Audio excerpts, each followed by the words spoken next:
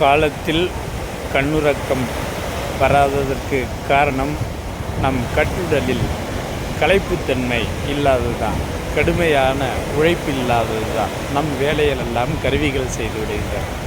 அதனால் கடற்கரை ஓரம் கால்நடை பயிற்சியில் கனமான மக்கள் ஈடுபடுகின்றார்கள். அப்போதுதான் காலத்தில் கண்ணுறக்கம் வரும். இடம் பாண்டிச்சேரி கடற்கரை. பாண்டிச்சேரி கடற்கரையில் பாதசாரிகள் பல பேர்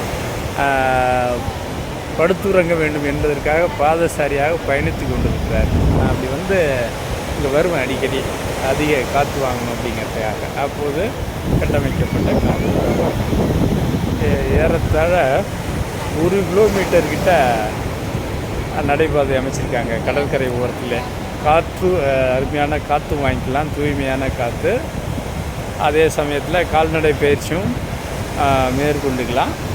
நல்ல அருமையான சூழ்நிலை இருக்குது. அயல் நாட்டினரும் அந்நிய நாட்டினரும் அதிகம் பேர் இங்கே நடைபயிற்சியில் இருக்காங்க. அப்போது அமைக்கப்பட்ட காணொளி கண்டு அவருக்கு